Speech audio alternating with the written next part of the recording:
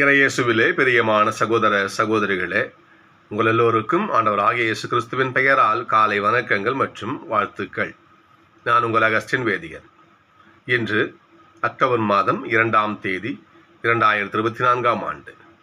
ஆண்டவரின் மடியில் 5 நிமிடங்கள். ஒரு முறை ஜூலியஸ் சீசர் அவர் என்ன பண்ணாராம், இங்கிலாந்து நாட்டிற்கு அவர் போனாராம், படையெடுத்து போனாராம்.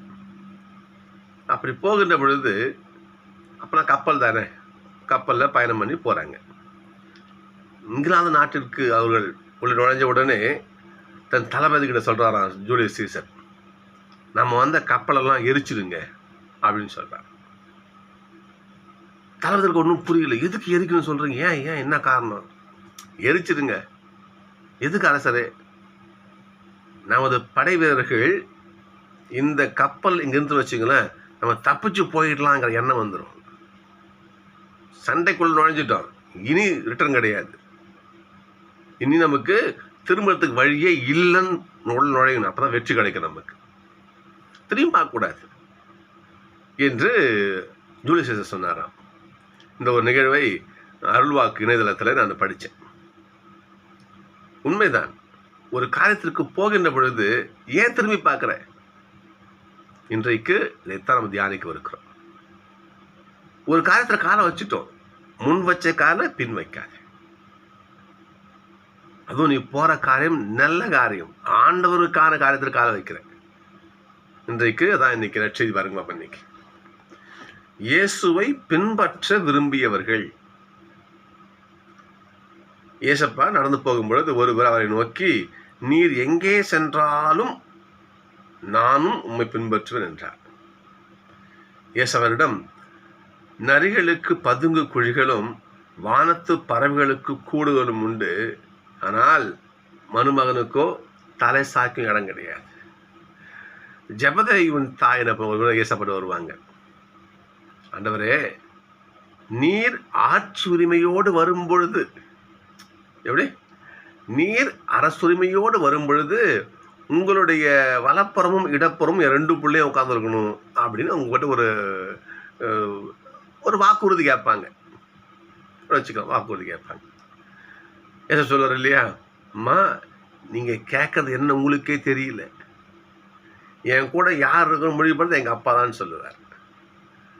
ஏன்னு சொன்னால், ஏசப்பா வாழ்ந்த காலத்தில் அந்த மக்களுடைய எண்ணம் இதுவாகத்தான் இருந்தது. என்னன்னு சொன்னால், இயேசு அங்கே இருக்கின்ற இந்த ரோமை அடிமைத்தனத்தை முறியடித்து அங்கே இருக்கின்ற கொடுங்கோல் ஆட்சி, ஏரோதின் ஆட்சியை நீக்கிவிட்டு இயேசு அரசராவார். அப்படி அவரு ராஜாவா ஆனார்னா நம்ம கூட உட்காந்து நம்ம இன்பம் அனுபவிக்கலாம் அப்படின்னு எண்ணம் தான். உண்மையாக தான் இருந்துச்சு தான். ஏசப்பா தன் சாவை அறிவிக்கும் பொழுது யாரு அடுத்து நெக்ஸ்ட் தங்களை பெரியவன் யாருன்னு திட்டம் போட்டுக்குவாங்க. வாசிருப்பேன் இருக்கும் உங்களுக்கு.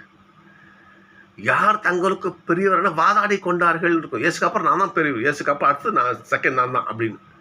ஸோ இதுதான் ஏசப்பா அந்த நாட்டை ஆள வந்தார், மண்ணை ஆள வந்தார் இதான் நினைச்சாங்க.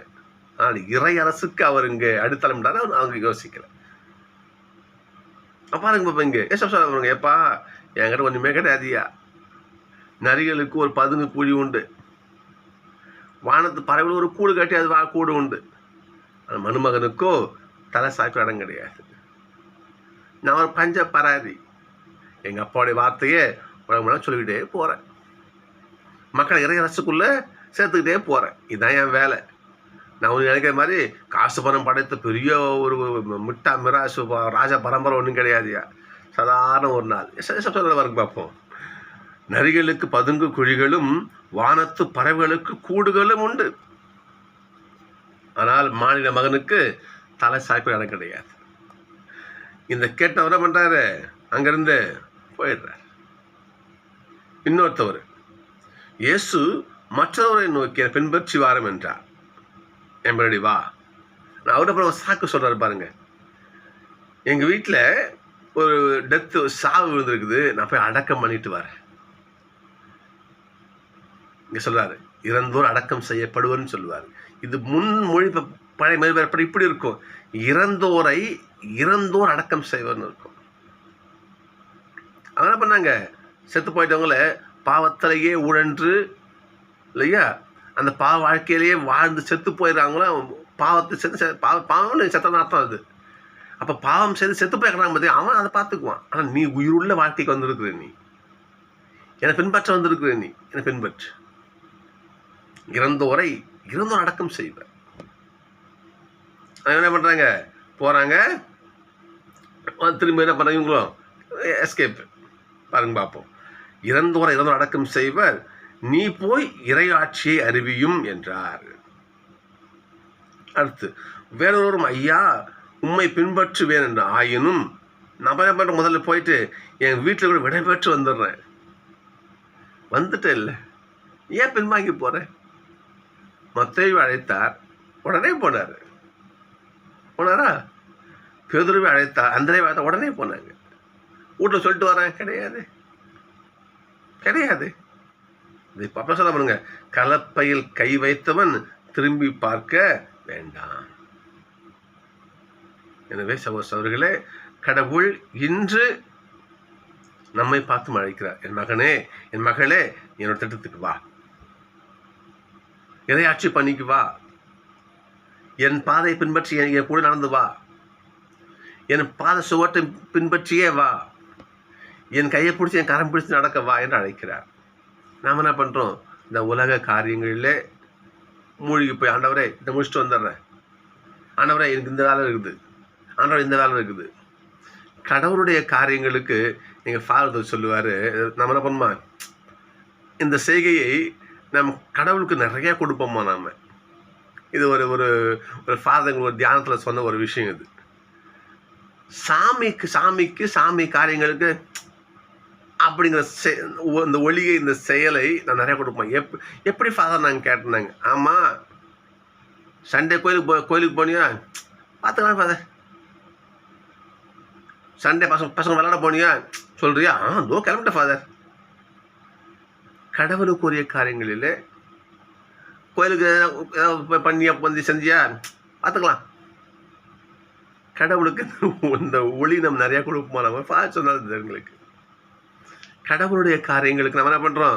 இந்த உலக காரியங்கள் ஒன்று ஏச சொல்லுவார் இல்லையா, ஒரு முட்புதரிலே ஒரு விதை விழுந்துருச்சு. நல்ல வீரியமான விதை தான் அது. விதை வீரியமுள்ள நல்ல ஸ்ட்ராங் விதை தான் அது. முளைச்சி வரும். ஆனால் இந்த முட்கள் அதை நெருக்கி அதனுடைய வளர்ச்சியை தடுத்து அழித்து விடும். இது உண்மைதான். இதுக்கு பொருந்தும் பாருங்க. பின்பற்ற வர, ஆனால் அந்த உலக காரியம் ஒன்று பின்னாடி இழுக்குது, இன்னும் நெருக்கி ஆண்டோடைய பாதம் விலக்கி விட்டுடுது. அவ்வாறு இருக்கக்கூடாது. என்னன்னு சொல்லிதான் ஆண்டவருக்கான வழியை பின்பற்றிட்டு அதை இதை போய் சேரணும். நீ மாற்று வழியை யோசிக்க கூடாது. இதற்கு பெயர் போல ஒரு ஆள் யார் தெரியுங்களா? நம்முடைய யோபு பாருங்க மாப்பா. இன்னைக்கு நீங்கள் மதவாசம் பாருங்க மாப்பா. இன்னைக்கு அவங்க நண்பர்களும் அவங்க ஃப்ரெண்ட்ஸ்லாம் வராங்க. என்ன யோபு, கடவுளை சபிச்சு கடவுளை திட்டிடு, நீ என்ன உங்களுக்கு இது பண்ணிட்டாங்க, ஆச்சா பச்சான்னு சொன்ன பண்ணுறாங்க. இவரை உசுப்பேத்துறாங்க. ஆனால் அற்புதமான இன்னைக்கு வாசகம். இன்னைக்கு கடவுள் செய்யும்போது அதை தடுக்க யாராலையும் திராணி கிடையாது. புரியுதுங்களா? கடவுள் கொடுக்கும்போது யாரும் தடுக்க முடியாது, கடவுள் தடுக்கும் போது யாராலையும் கொடுக்க முடியாது. இன்னைக்கு வாசகம் தான். இன்னைக்கு வாசகம் தான் இன்னைக்கு. என்றால் கடவுள் ஒரு செயலை அவர் திட்டத்தின்படி வகுத்து செய்கிறார். அதை தடுத்து நிறுத்த யாராலையும் முடியாது. எனவே நாம் கடவுளுடைய பாதை பின்பற்றி போவோம். ஆனால் நம்ம போகாமல் உலகாரம் இழுக்க தான் செய்யும். பாருங்க, ஃப்ரெண்ட்ஸ் இழுக்கிறாங்க, நண்பர்கள் இழுக்கிறாங்க. யோபு கடவுளை திட்டிடு, சபிச்சிடு, உனக்கு எப்படி வாழ்ந்த, நீ என்ன கொடி கட்டி பறந்த, உனக்கு இப்படி ஓட்டாண்டி ஆக்கிட்டாரே, உன்னை இப்படி பிச்சைக்காரன் ஆக்கிட்டாரே, உன்னுடைய உடம்பெல்லாம் எரியும், புண்களால் சதையெல்லாம் பிச்சுக்கிட்டு விழுத, இப்படி திட்டிடு போயிடு. என் ஆண்டவர் கொடுத்தார், அவர் எடுத்துக்கிட்டார். இந்த பாதையிலிருந்து விலகாமல் என்ன பண்றாரு? யோபு இருக்காரு பாருங்க. என்ன சொல்ல பாருங்க. அப்போ யோபு தன் நண்பர்களுக்கு கூறியது, பாய முடியா, நான் ஆண்டோடைய பிள்ளையாக அவர் பாதையில் பயணிக்க ஆரம்பிச்சிட்டேன். நீ சொன்ன பின்வாங்க மாட்டேன். நீ உலக காரியம், நீ என்னை பிடிச்சி இழுக்க பார்க்குற, நான் பின்வாங்க மாட்டேன். ஏன் சொல்ற இல்லையா, அடங்க செய்ய போறேன்ற வீட்டில் போய் சொல்லிட்டு வர போகிறேன்ற. நான் வரமாட்டேன். புரியுதா? அப்படி போகாது. உலகக்காரன் இழுக்கும், போகாது. யோபு போல பாருங்க.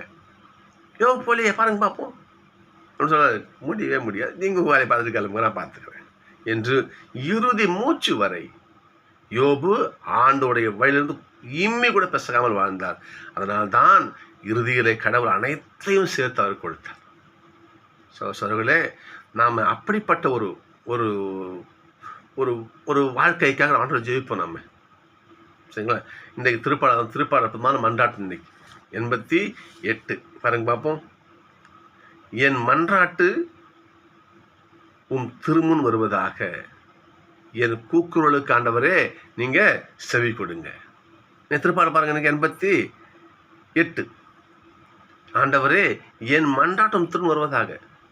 தந்தையே, எப்படி யோபு வாழ்ந்தாரோ, உங்களை இம்மை கூட உங்களை நிந்திக்காமல், உங்களை அவசங்கைப்படுத்தாமல், உங்கள் பெயரை அவர் இழிவுபடுத்தாமல், இல்லையா, அவருக்கு என்ன கஷ்டம் வந்தாலும், யார் சொன்னாலும் உங்களை தூற்றி பேசாமல் கடைசி நிமிடம் வரை நீங்கள் காட்டுற பாதையிலேயே பயணித்தார். அதே போல் ஒரு வாழ்க்கை எங்களுக்கு கொடுங்க. சொல்லுவாங்க, கடவுளே என் மீட்பின் கடவுளே என்ன பண்ணுங்க, என்னுடைய வேண்டுதலுக்கு செவி கொடுங்க. என் மன்றாட்டம் உங்கள் திரும்ப வருவதாக வேண்டி தினம் வேண்டுவோம். நம்ம நிச்சயமாக யோபுவை போல நல்ல பிள்ளைக்குரிய வாழ்க்கையை கடவுள் நமக்கு கொடுப்பார், நிச்சயம் கொடுப்பார். ஜபத்தாக எதுவுமே கிடையாது, ஜபமே ஜெயம். நம்ம என்ன பண்ணுவோம், யோபுவை போல வாழ்வதற்கு, நல்ல பிள்ளை வாழ்வதற்கு ஆண்டவரை வேண்டுவோம். நிச்சயமாக ஆண்டவர் அவரை பின்பற்ற நல்ல ஒரு வாழ்க்கை கொடுப்பார். நன்றி, நாளை சந்திப்போம்.